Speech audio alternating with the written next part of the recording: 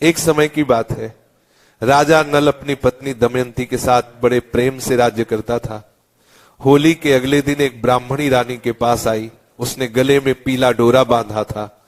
रानी ने उससे डोरे के बारे में पूछा तो वह बोली, डोरा पहनने से सुख संपत्ति अन्न धन घर में आता है। रानी ने भी उससे डोरा मांगा। उसने रानी को विधिवत डोरा देकर कथा कही।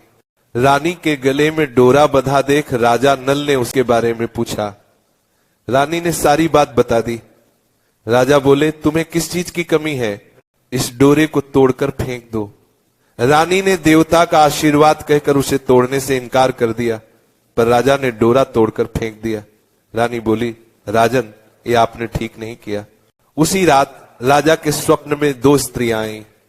एक स्त्री बोली, राजा, मैं यहां से जा रही हूं। दूसरी स्त्री बोली, राजा, मैं तेरे घर आ रही हूं। स्वप्न का यही क्रम 10-12 दिन तक चलता रहा। इससे राजा उदास रहने लगा। रानी ने उदासी का कारण पूछा तो राजा ने स्वप्न की बात बता दी। रानी ने राजा से उन दोनों स्त्रियों का नाम पूछने को कहा।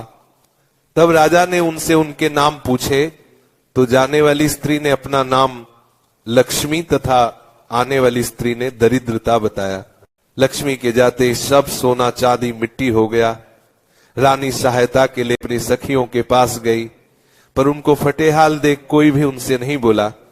दुखी मन से राजा रानी 5 बरस के राजकुंवर के साथ जंगल में कंदमूल खाकर अपने दिन बिताने लगे। चलते चलते राजकुंवर को भूख लगी तो रानी ने कहा, यहां पास ही एक मालन रहती है जो मुझे फूलों को हार दे जाती थी, उससे थोड़ा छाछ दही मांग लाओ। राजा मालन के घर गया। वह दही बिलो रही थी। राजा के मांगने पर उसने कहा, हमारे पास तो छाछ दही कुछ भी नहीं है। राजा खाली हाथ लौट आया। आगे चलने पर एक विषधर ने कुंवर को डस लिया और राजकुमार का प्राणांत हो गया। विलाप करती रानी को राजा ने धैर्य बंधाया। अब वे दोनों आगे चले। राजा 2 तीतर मार लाया।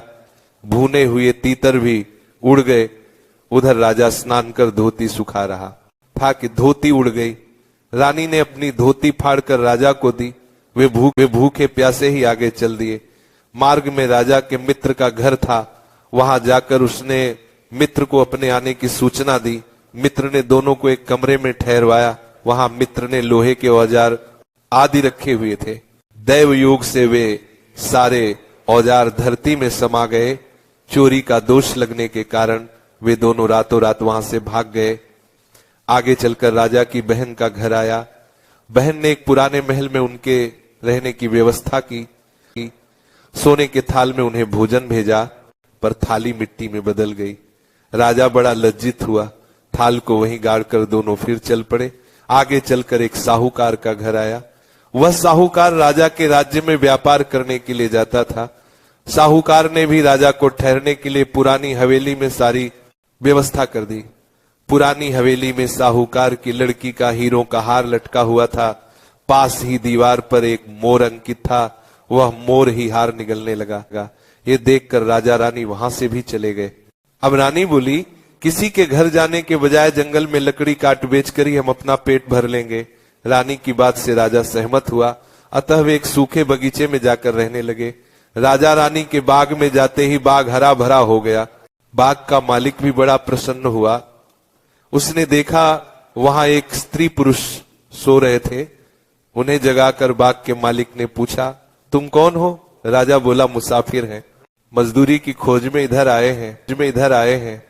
यदि तुम रखो तो यहीं हम मेहनत मजदूरी करके पेट पाल लेंगे। दोनों वहीं नौकरी करने लगे। एक दिन बाग की मालकिन संपदा देवी की कथा सुन डोरा ले रही थी। रानी के पूछने पर उसने बताया कि यह संपदा देवी का डोरा है। रानी ने भी कथा सुनी, डोरा लिया। राजा ने फिर पत्नी से पूछा कि यह डोरा कैसा बांधा है? तो रानी बोली, ये वही डोरा है जिसे आपने एक बार तोड़कर फेंक दिया था। उसी के कारण संपदा देवी हम पर नाराज है। रानी फिर बोली, यदि संपदा मां सच्ची है तो फिर हमारे पहले के दिन लौट आएंगे। उसी रात राजा को पहले की तरह स्वप्न आया। एक स्त्री कह रही है, मैं जा रही हूं। दूसरी कह रही है, राजा, मैं वापस आ रही हूं। राजा ने दोनों के नाम पूछे तो आने वाली ने अपना नाम लक्ष्मी और जाने वाली ने दरिद्रता बताया। राजा ने लक्ष्मी से पूछा, अब जाओगी तो नहीं? लक्ष्मी बोली, यदि तुम्हारी पत्नी संपदा जी का डोरा लेकर कथा सुनती रहेगी तो मैं नहीं जाऊंगी। यदि तुम डोरा तोड़ दोगे तो चली जाऊंगी। बाग की मालकिन जब वहां की रानी को हार देने जाती तो दमयंती हार गूंथ कर देती। हार देखकर रानी बड़ी प्रसन्न हुई। उसने पूछा कि हार किसने बनाया है?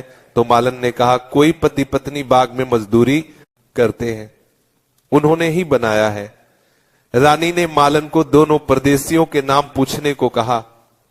उन्होंने अपना नाम नल दमयंती बता दिया। मालन दोनों से क्षमा याचना करने लगी। राजा ने उससे कहा, इसमें तुम्हारा क्या दोष है? हमारे दिन ही खराब थे।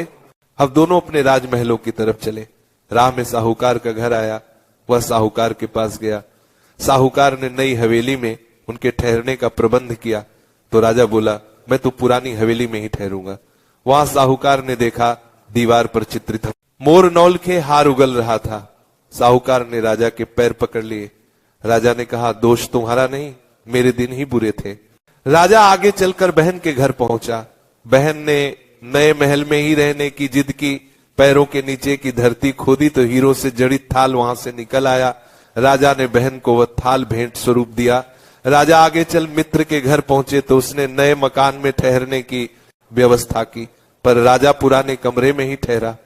वहीं मित्र के लोहे के औजार मिल गए। आगे चले तो नदी किनारे जहां राजा की धोती उड़ गई थी, वह एक वृक्ष से लटकी हुई थी। वहां नहा धोकर धोती पहने राजा आगे चला तो देखा कि कुंवर खेल रहा है। मां बाप को देखकर उसने उनके पैर छुए। नगर में पहुंचकर राजा की मालन दूरबा लेकर आई। तो राजा बोला, आज दूरबा लेकर आ रही हो, उस दिन छाछ के लिए मना कर दिया था। रानी ने राजा से कहा, वह तो तुम्हारे बुरे दिनों का प्रभाव था। महलों में गए। रानी की सखियां धन धान्य से भरे थाल लिए गीत गाती आई। नौकर चाकर सब पहले के समान ही आ गए। संपदा जी का डोरा बांधने के कारण ही ये सब फल प्राप्त हुआ। इसलिए सभी को श्रद्धा पूर्वक मां संपदा जी की पूजा करनी चाहिए और स्त्रियों को कथा पूजन कर डोरा धारण करना चाहिए।